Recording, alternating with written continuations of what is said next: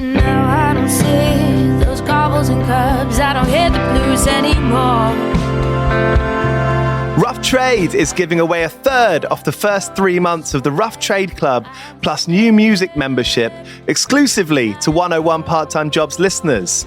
Become a member of Rough Trade Club New Music and you'll receive the Rough Trade Album of the Month straight to your door every month on exclusive vinyl pressing with exclusive bonus material. Club members have received exclusive pressings of albums from Sufjan Stevens, Sprints, The Last Dinner Party, Julie Byrne and Over Mono, just to name a few, this past year alone. Sign up using the promo code CLUB101POD and you'll get the Rough Trade Album of the Month, English Teacher's excellent debut album, This Could Be Texas, on exclusive Galaxy Gold for a third of the usual price. Here's English Teacher on a recent episode of 101. How many opportunities do you get to write a debut album and have all of this, sport behind us? I don't know, I really like the idea of holding the bar as being like classic songs. You only get one shot at a debut. Don't want the album of the month but still want all the benefits? Sign up to the standard tier using Club 101 Pod and you'll still get the first month free. You'll also get free shipping on all orders, 10% off the bar and on secondhand vinyl in store, and exclusive access to sold out Rough Trade events. So don't hang around. Go to roughtrade.com/club and sign up with the code CLUB101POD. That's CLUB101POD and claim money off the album of the month, English Teachers This Could Be Texas, today. This offer's available to UK residents only.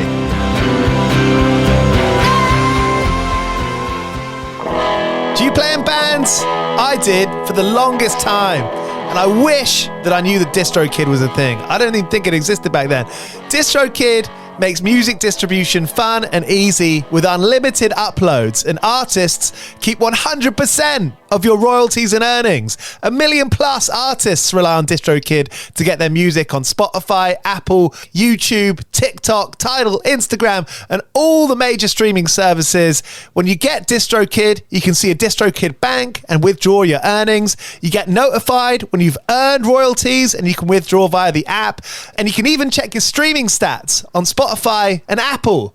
Get 30% off your first year on DistroKid by going to distrokid.com/VIP/101pod.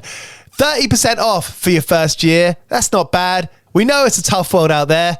Why don't you make it easier for yourself? And to get 30% off that free year as an artist, where you get 100% of your royalties and earnings, go to distrokid.com/VIP/101pod.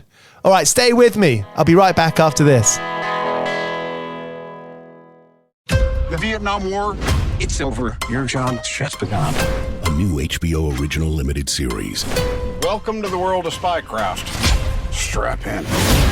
From executive producers Park Chan-wook and Robert Downey Jr. What are you concealing? Based on the Pulitzer Prize-winning novel by Viet Thanh Nguyen. What if I told you that I was a communist spy? How did you become this? The Sympathizer, streaming April 14th on Max. Subscription required. Judy was boring. Hello. Then Judy discovered ChumbaCasino.com. It's my little escape. Now Judy's the life of the party. Oh, baby, mama's bringing home the bacon. Whoa, take it easy, Judy. The Chumba life is for everybody. So go to ChumbaCasino.com and play over 100 casino-style games. Join today and play for free for your chance to redeem some serious prizes. ChumbaCasino.com. No purchase necessary. Void where prohibited by law. 18 plus terms and conditions apply. See website for details.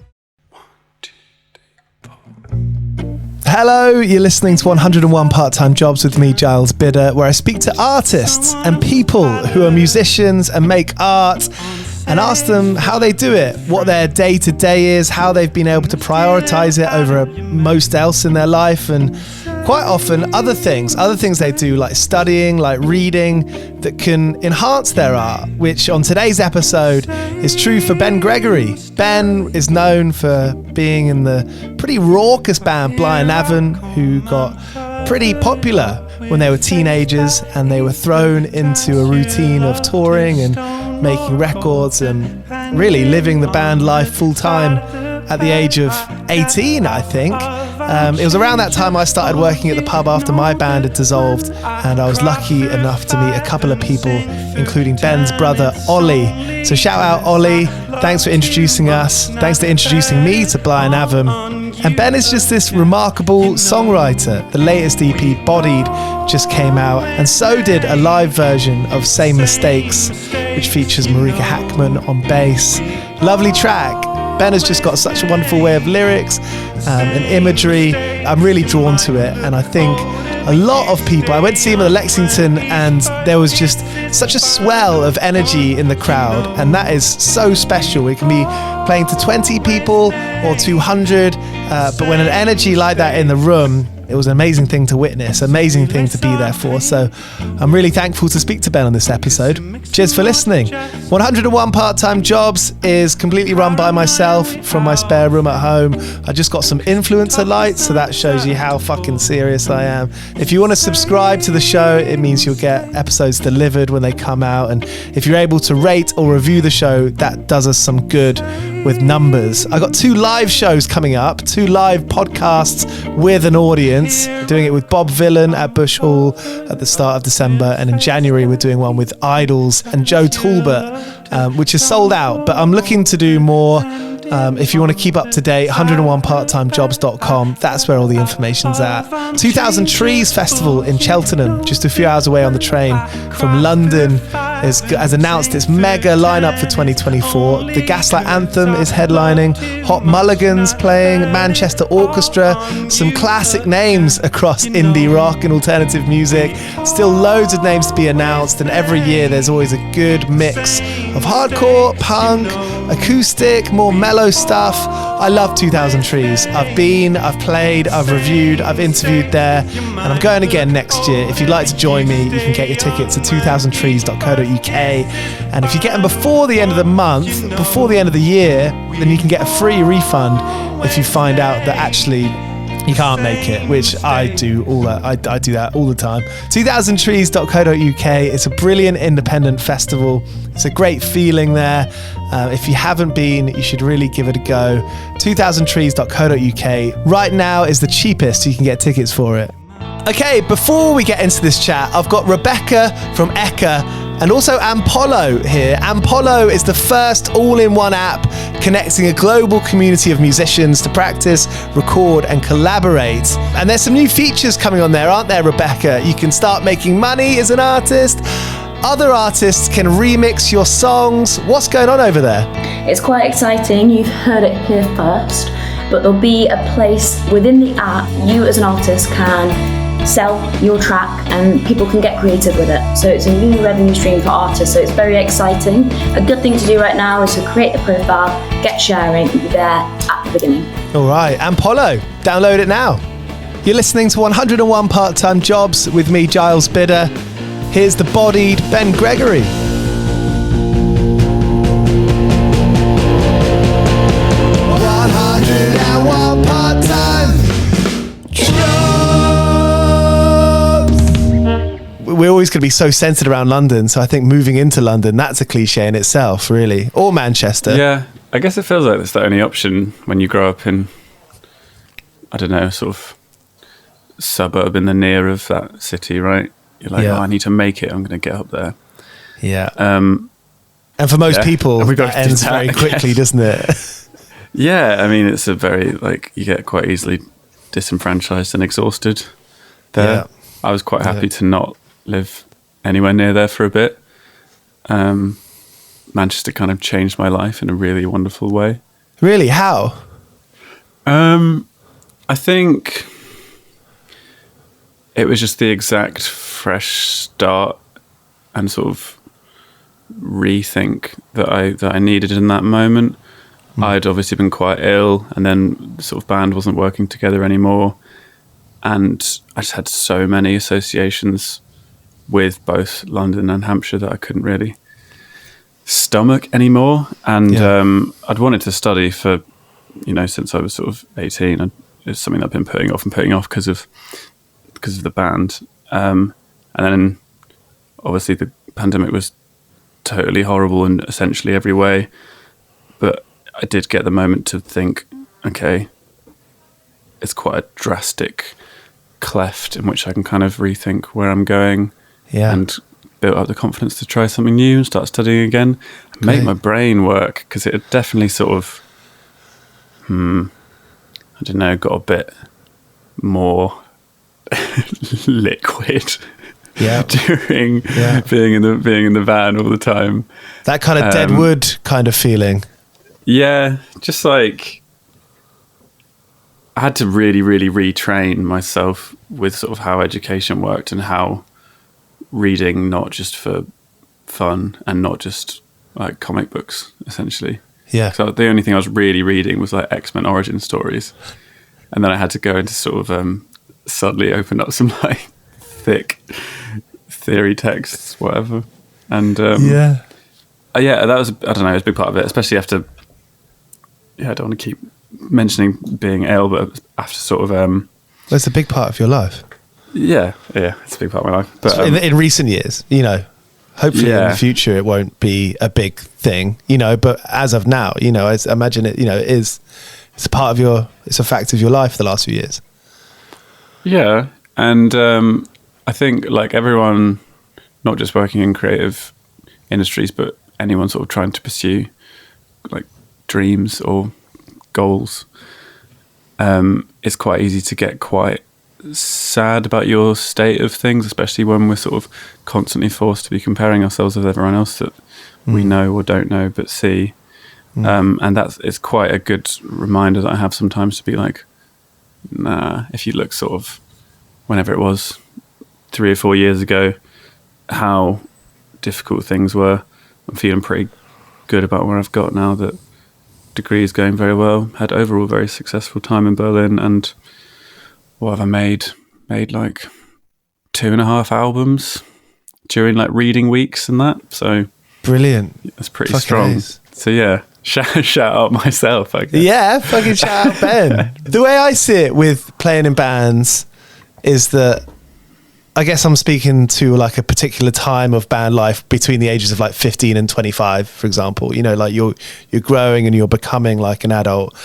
In that you start this thing and it consumes you, and you're always kind of looking in, and you're rewarded for that if it goes well. You have these years of reward, and then at some point, as life just does for anyone, no matter what you're doing, it changes, like things change.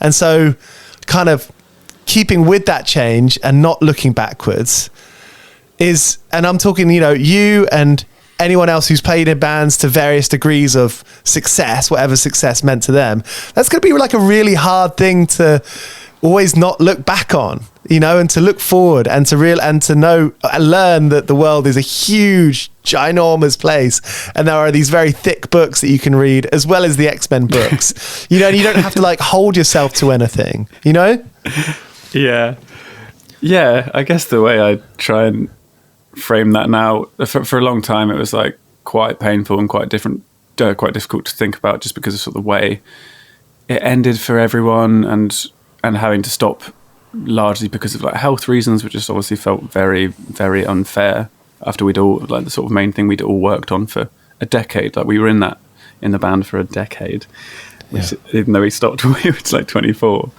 But now I'm kind of, again, it's like an act of reminding oneself, but sort of thinking, just because it's over doesn't mean it didn't happen. Yeah. Which is, which sounds like pseudo profound in a really gross way, but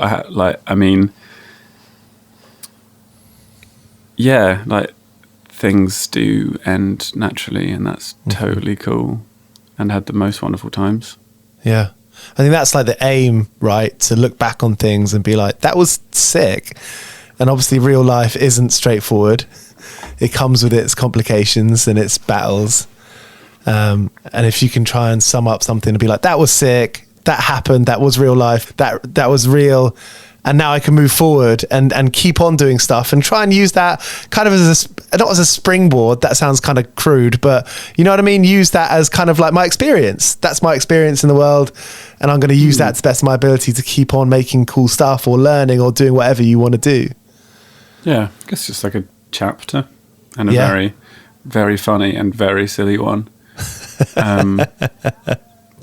But yeah, it was wicked. I mean, turned 21 in Texas.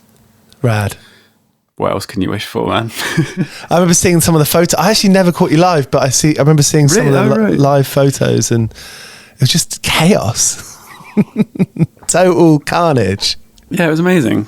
It was like completely dedicated and boisterous young people, like smashing themselves to bits and screaming very emo words. Yeah. Maybe didn't seem as emo at the time that they were. You should be very proud. Wonderful friends through all those cool things. Yeah.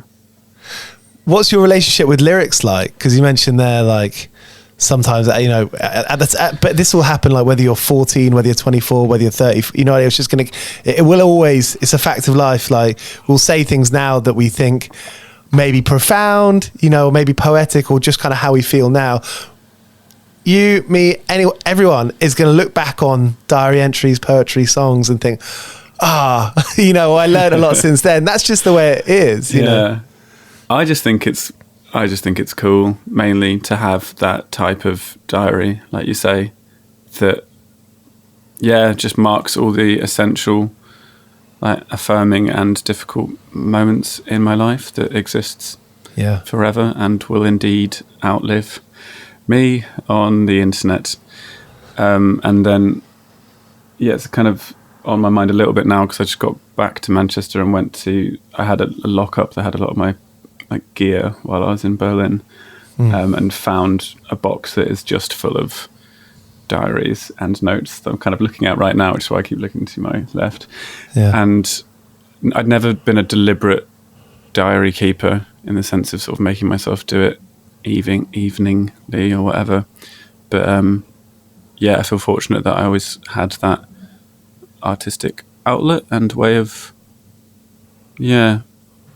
like giving an extended life to moments that could otherwise have been fleeting. Were you always going to be a creator? Were you always going to be an artist?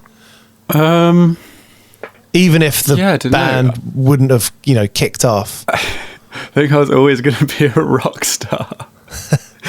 Your words, not fucking mine. I was thinking about it. I was thinking about it this morning, actually. I remember being, when I was, how old are you, in year 5?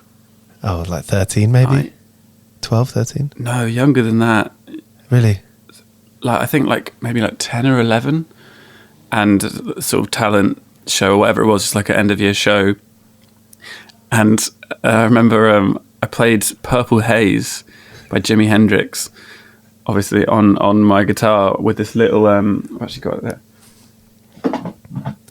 like clip-on Marshall amp that you like goes into your trousers or whatever, and in front of like all these sort of cross-legged children, like fellow children in front of me, and that was my moment, and that felt completely normal at the time from my like upbringing and my relationship with my dad, of like, oh, obviously I'll go play a Jimi Hendrix song that's largely about drugs. And it felt cool and normal and scary, but I think just from a very early age I really liked, I don't know, I think putting myself in positions that were difficult and fear-inducing and like overcoming it and the kind of thrill of that. So I guess that's what the stage is, and just playing rock licks. And skateboarding. You and your friends are all quite good at skateboarding. That was one of my first impressions of meeting your brother, and then you, and seeing clips. And there's some definitely at least one music video where you're skating. I mean, what you just said there, you know, kind of fear-inducing, a challenge, you know, something that you really kind of have to throw yourself into. That's skating as well as music, right? That's completely true. Although I should add that when it came to sort of physical danger, I was never as good at the risk in comparison to like psychological danger.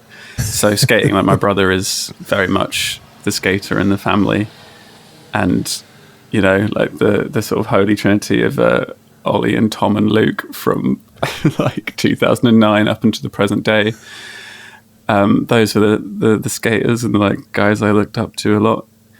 And then I did a bit, but I was always so paranoid about breaking wrists and ending careers that I was never that banging at it. Although Frank was very, very good at it. But I do a no comply front shove in the Orthodox Man video. So thank you for remembering that. A no comply front shove is in that video is fucking sick. They're so hard. I saw that, my friend. Yeah. It was like the only thing that I could just do every time. So don't know why. It was like my go-to trick. I think it's because of the safety of like putting my foot down, right? But I saw my friend Andy the other day, and he was like, "Yeah, I always remember your band so much for that from that front shove in that video." And I was like, if that is my legacy, I'm so pumped. That's sick.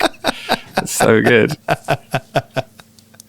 Did you ever get to that stage? You know, I'm definitely projecting here because I'm kind of still in that stage at 32 where like I never quite felt like I had my feet on the ground in terms of like having like a real stable and I mean like mentally of course, but like physically as well, like kind of money in the bank, you know what I mean, like having a bedroom, having somewhere to create and paint or play music or do something like this.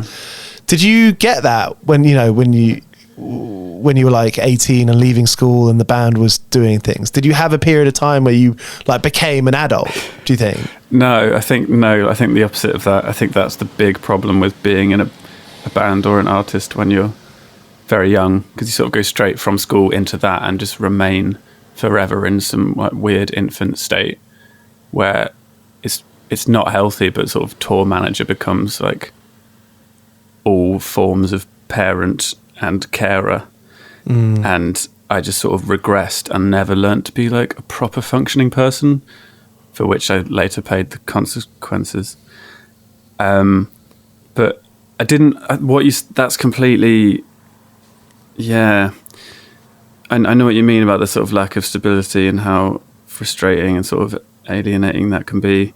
Because a long time when we were sort of seemingly doing quite well in terms of like touring a lot and releasing a lot of music, we were all living at home, like with our parents. So we sort of go away for weeks or like sometimes a few months and feel like we sort of, in to that extent, like made it and we're living the dream of doing the music. And then that stops and then you go back and literally nothing has changed. And you're like, you know, cleaning your Terrapins tank out. Yeah. And it's like the knock-on effects of that is the thing, isn't it? Because you just feel like you haven't progressed. Yeah. At home. And you know, it's hard because, yeah, but I don't know, we're very lucky that we like had safe and nice places to be when not traveling. But it did get a bit difficult when you're sort of trying to remember that you are a proper adult and that this is actually like a proper job, despite the name of this podcast. Have your lyrics kind of evolved, do you think? You know, what you're writing about and the kind of like the voice in your head? Yeah, definitely. I can tell, I can sort of place when songs were written often and note what I would have been reading for what module or course at that time, which is quite funny. So I have a sort of map of my studies here. Like, like Deathbed Hangover, for example, I'd never read H.G. Wells' The Time Machine before, and I was doing a science fiction course, and we were studying that and like critiquing that, and that definitely made its way quite blatantly into the song, which I've now given away. Great name. Yeah, thanks.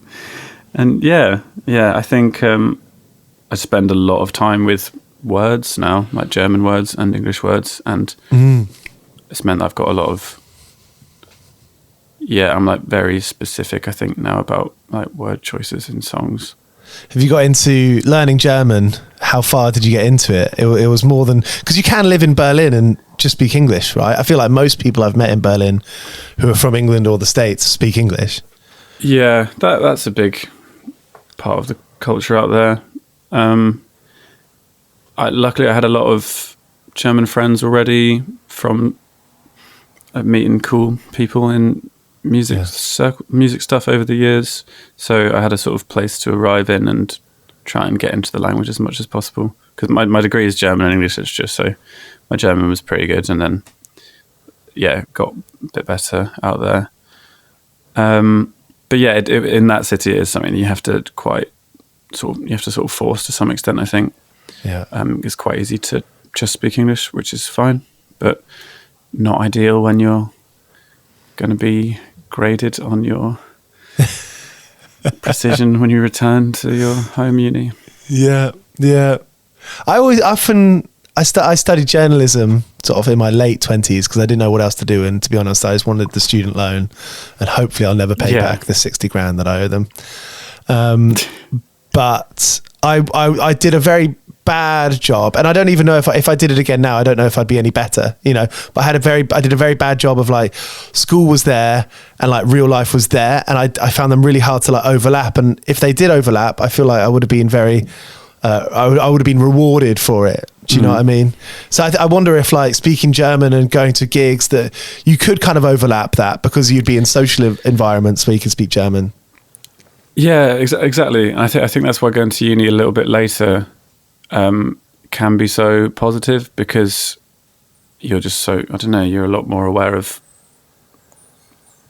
your proper passions and your self in a way, I guess, and you're not just looking at it as a sort of abstract academic pursuit of like, oh, I need to get uni done and do these bits and tick it off and finish it. It kind of, I feel like there's more time for me to the like cool books I'm reading and whatever, just think about how I actually feel about them in my real life and where they make their way into songs and etc., instead of just, I need to sort of smash this out and finish it, because I guess everyone's sort of led to believe they have to go to university at 18, otherwise they won't have a shot at life, and then it just feels like an extension of school and just trying to get it over and done with and tick the boxes and get out, which I feel can be quite disenfranchising maybe.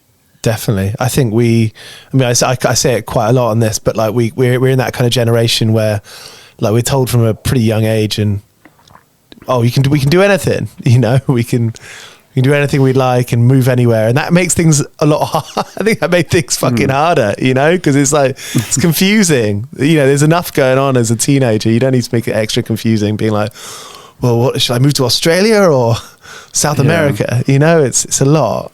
But did you write that in Berlin? Did you write that in your bedroom?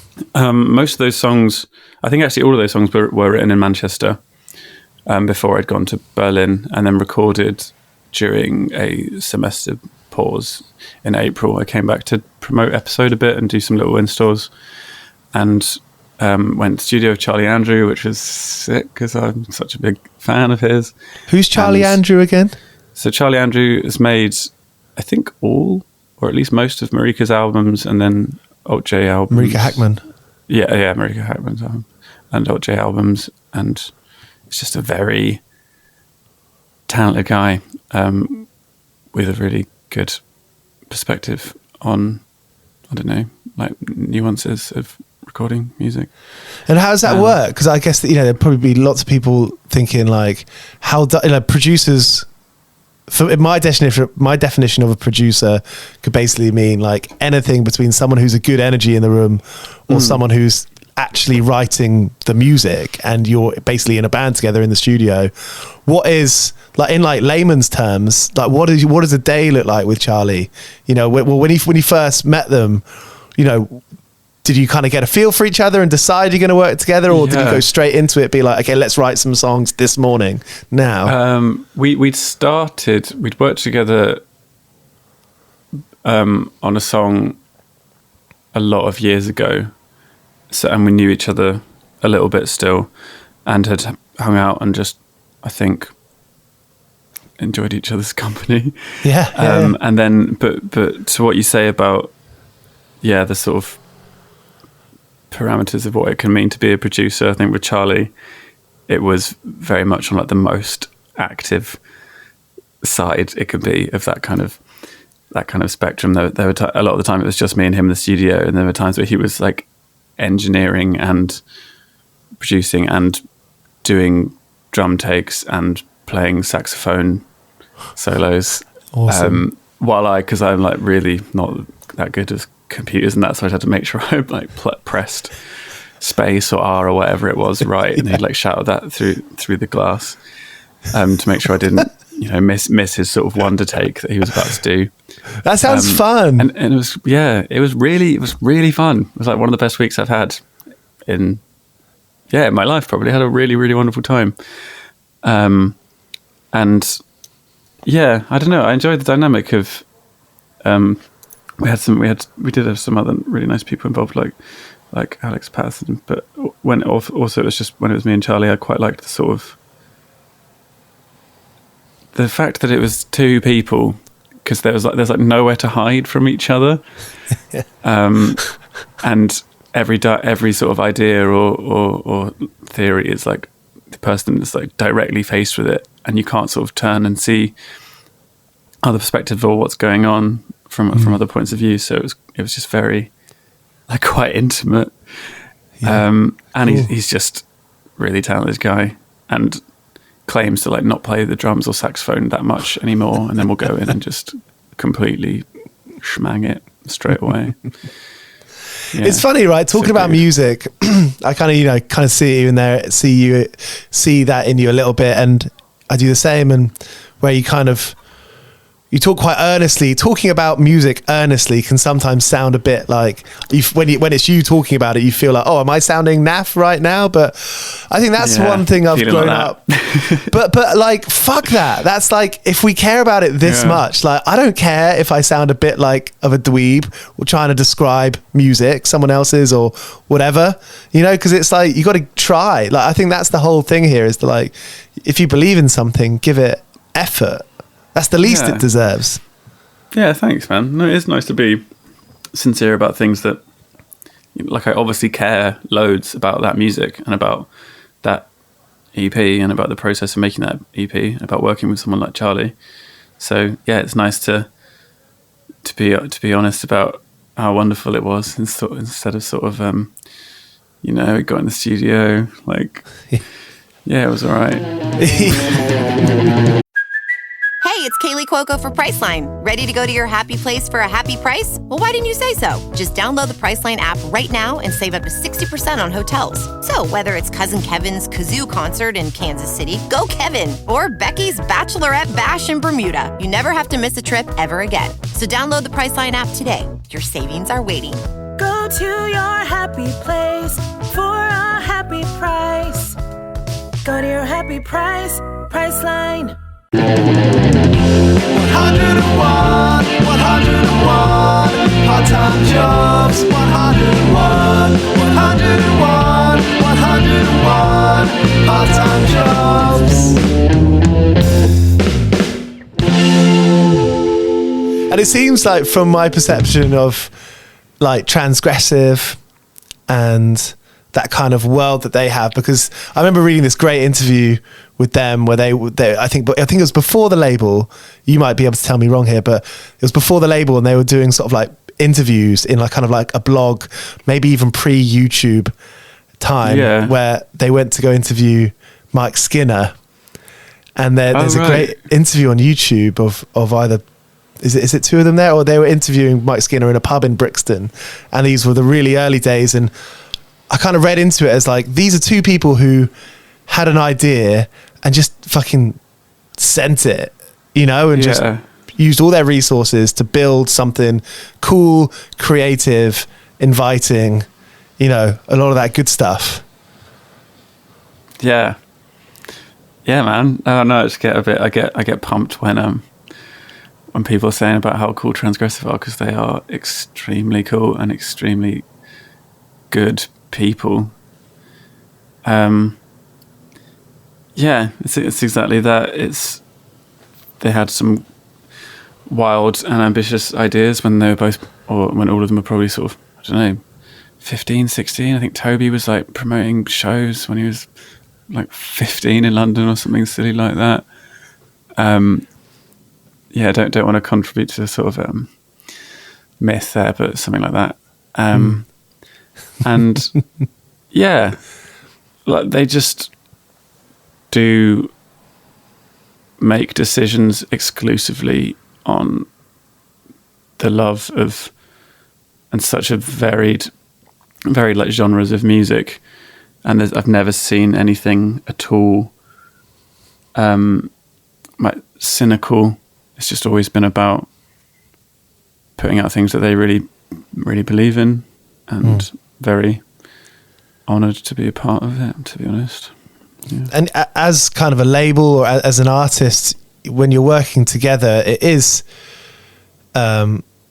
and I'm sort of putting this against the backdrop of growing up and being like, you know, the idea of signing to a major record label or even an agency, or even just kind of this kind of abstract idea of like a bigger corporation, you know what I mean? Like plugging into that, you know, the antidote of that is making your own thing, and then kind of, I don't want to say like fending for yourselves, because that puts like a negative spin on it, but like, you know, being like, this is us, we really need to work for this and make this work, and we kind of need to be smart and very intelligent about it and have some kind of strategy, whilst also keeping that lightning in a bottle teenage feeling of, you know, building your thing.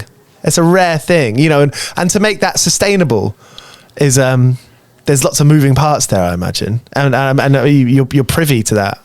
Yeah, well, it is that. Yeah, I like how you put that. It is the lightning in the bottle teenage thing. I mean, and you sort of you don't age like as a label or as a person if you always just, I guess, commit to your most extreme and wild interests. So yeah, I've got a lot of love for those people. Push it forward. Yeah. The EP's great, Ben. I mean, the sound of it and the instruments that we talked about, Charlie playing, and the lyrics are ace. I mean, I saw you at the Lexington probably last year now. Was it last year? And your fans are really engaged. The show with Francis Lung at the Lexington? Yes, exactly. Yeah, with Francis. Yeah, that was cool. That felt like a bit of a moment. Yeah.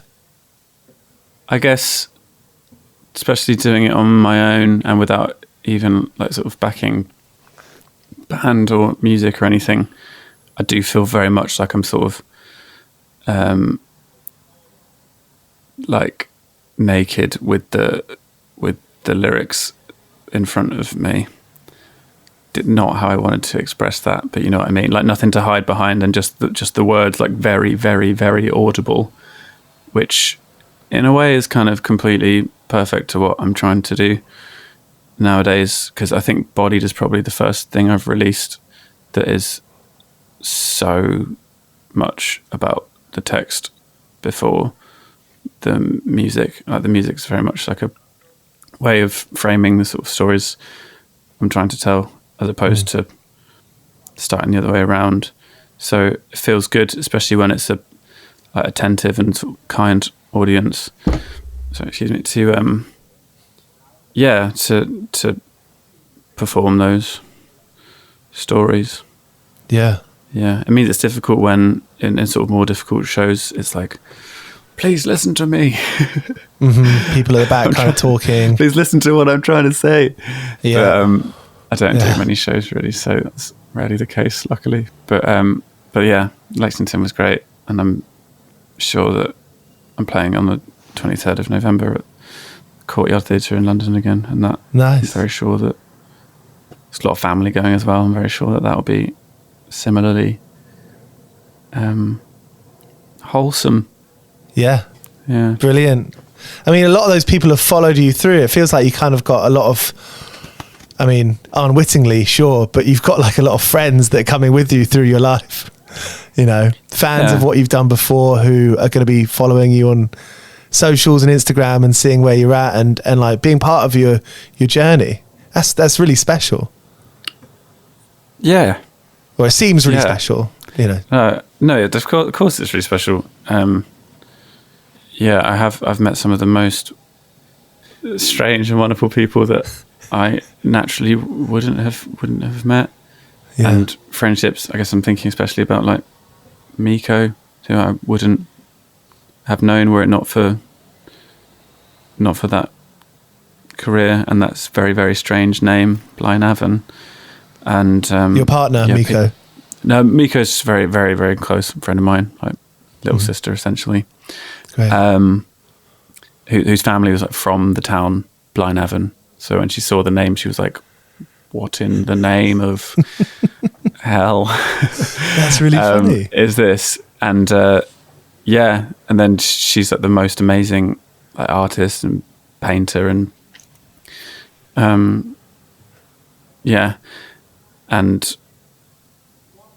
and would do these like really, really incredible illustrations of the band, and we met sort of through her artwork, and then we started working together on projects, and she sort of designed posters and stuff for the band, and we've just been really, really good friends ever since then. Just brilliant. Send each other cool artwork and that. What a great friendship to have, where you can share art. That's like a rare and special thing. Yeah, I was also thinking about that just the other day. Like that's kind of the ideal, right? It's so great. I just feel like I'm in so many social situations nowadays where it's just people showing each other different things on their phones, and it makes me so sad. And then I guess having a friend like Miko, when she's got this sort of crazy little like barn / studio thing. I hope she wouldn't mind me saying this. Just like it's got the most like amazing paintings and artwork all around it, and sort of hang out in there and do little drawings or like make stuff out of clay or whatever it is. And it's just such a great way to spend time with people. 100%. Yeah, I would happily. I would love to have the kind, and I'm actually kind of doing it now, and I'm very appreciative of it, to wake up at an hour where I can get a coffee and then I have time to go read a book, just a chapter or even like a page, doesn't matter. Just like do something like that that's not running for the train, and to get to wherever I'm supposed to be. And then just like make stuff, in the spare room that I'm in now that's my barn, and doing these interviews now is like kind of my like creative thing. I like hearing people's stories and trying to like attempting to kind of offer the kind of platform to hear these stories of playing music and being an artist. That makes me feel good. I feel rewarded by that. And in a few years that might be, I don't know, clay pigeon shooting or something. I don't know. And but I'd like to do that. I don't, I feel very determined not to live a life where on a regular basis I'm doing things that I don't really care about. I just need to care about what I'm doing. Yeah, I agree completely. And like clay pigeon shooting is a total shout, right? Like there's so many random and bizarre and awesome hobbies and pursuits that you can take up. Like started learning the saxophone, probably inspired by Charlie a lot, to be honest, in Berlin, and that made for a really cool new friendship and really great new times and like a new approach to writing and composing music. And there's just so much fun, and that's not a great example of it, but like free and cheap ways to do fun creative stuff. And I just dread the idea of like being on my deathbed and like you're never going to think like, oh man, I wish I'd spent more time on YouTube in my life. I wish I'd gone to All Bar One many more times. Yeah, like, I spend a lot of time on YouTube and it's fine, but I think YouTube's great because YouTube's the place that you can be creative. Like all these people making a living out of making funny videos or creative videos. That's cool. That's sick. I think I do agree. I do think that is cool, and I do spend a lot of time on YouTube. I mean specifically the feeling of like when you're trying to we're always on the run and always so exhausted that not the run, or always on the move and always so exhausted that you like need to. Well, I feel like in my case anyway, you have to try and sort of quite physically convince yourself to relax in some way, and it's often like, okay, this is I'm just going to do nothing, and this is going to be great for a bit, and you go on YouTube, and then I don't know if everyone else does this, but you spend way more time looking for something to watch or be entertained by than actually being entertained by anything. And it's just this like constant search, always this fear, because there's so much content that there's like always going to be something better out there that you can find. I mean, that's the feeling that I don't want to have anymore, of like, oh, like 2 hours have just gone by of me trying to find the perfect thing instead of just doing something that I know I would like. Even if it's not ultimate maximum pleasure. Letting it come to you, kind of just being open, like, you know, having your kind of like your radar up, having your dial up and just receiving it and being like, oh, that's cool. Nice. I just feel like everyone's under so much pressure all the time to like constantly be working and constantly be using our time in the most, like, always in a productive way, and productive not necessarily sort of in a cultural way, but productive in terms of getting you forward in your life. And I swore that I wouldn't go on this kind of rant. No, go. This is the place for it. But yeah, I feel like it's just, we're now in a climate where it's just so difficult to relax. And everyone, I don't know, we're always, instead of actually relaxing, we're just probably being sold something to trick us into thinking we're relaxing. Like, I don't know, some like weird online tutorial for some strange new thing. And I don't know, just find it a bit frustrating and want to just sit around and draw stick men. Totally. I mean, it feels like all this kind of effort that we're putting ourselves under pressure for, it seems like that's for the benefit of someone else and not ourselves a lot of the time. That's what you say about like, you don't want to just wait, you don't want to just always be running to catch a train, which it just feels like that a lot. And I mean, I was talking to my brother about what you do now with this podcast, and it's like, heck yeah, that's so sick that you started that completely from scratch, and probably just on your own idea, without support from anyone else necessarily, and because of your like love and commitment to it, smashing it, which is, thank you, so nice to see. Thank you very much. I feel that.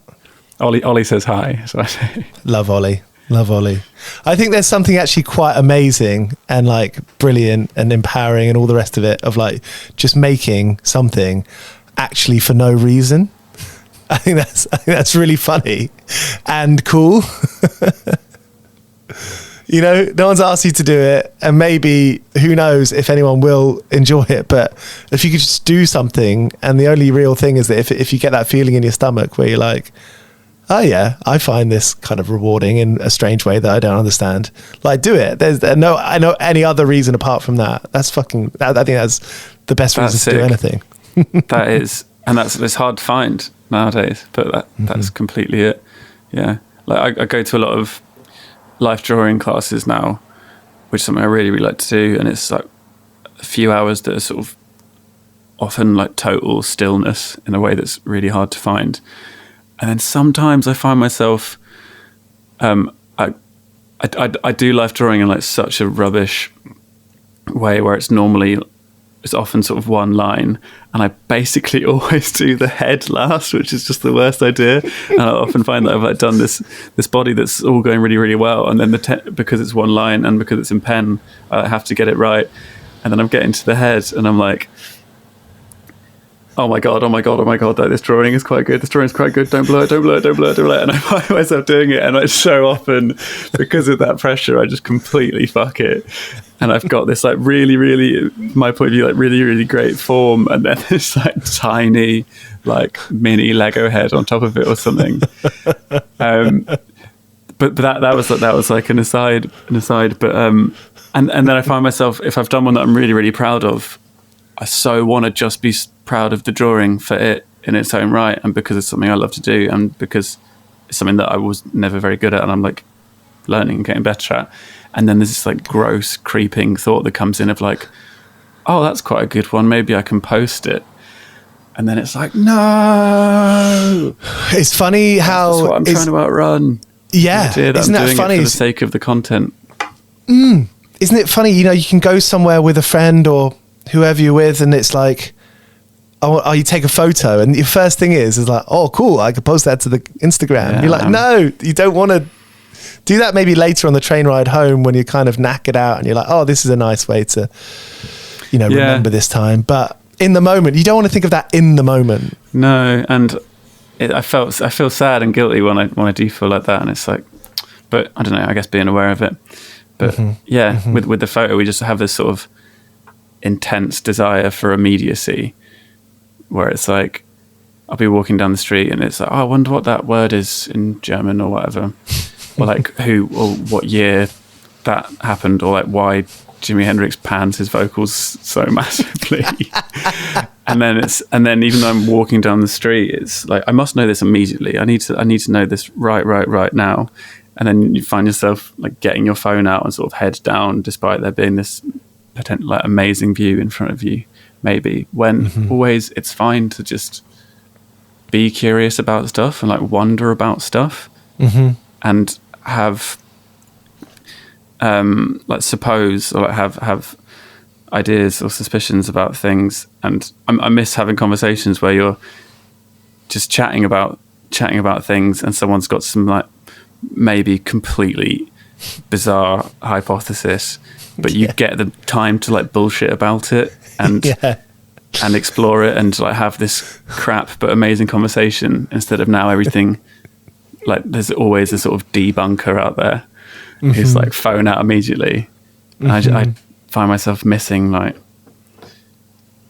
getting stuff wrong and like not knowing, and not like bad or dangerous things, but just I don't know, like things, how much the transfer of Alan Smith cost. That's funny, isn't it? And you're from like a fairly big, well, there's not big family, but I think you've got a similar sized family to mine, which is sort of like 5 people. And my family's a bit scattered now, but I think that kind of enjoyment of that debate maybe comes from the kind of the dinner table kind of experience. yeah, likely. Love it. That's funny, man. What kind of debates are your family having? What have you got in store this Christmas? Well, it was my dad's 70th, and we're becoming friends again after, when I was a teenager, parents broke up. And honestly, it sounds bizarre to say, I didn't speak with him for like 4 years. Like, hi on my birthday, but we didn't hang out. He didn't call me. And, this is like all stuff that I'm sort of coming to terms with as an adult, and like forgiveness is a big part. But just, it was his 70th last week, and last few years we become friends. And my sister had the great idea of having like 70 memories of dad, and it I unlocked all these memories of like, my dad had this idea there was a big hill on our road, and my dad was always talking about like coning off either end so we could skate down it, or like these kind of crazy ideas where he'd wrap us up in duvets and like throw us out the window. And it's just these kind of things that never really happened, but we loved debating it. And like there's that story of like my dad, they're at the Watford Gap service station, and he used to sort of hitchhike around and knocked on like the door of Status Quo's blacked out limousine and he asked for like a ride, and they gave like a pregnant pause of like 5-7 seconds and then told him to fuck himself. And these kinds of brilliant stories that like those, it's kind of lore, isn't it? It's kind of myth. And those kinds of,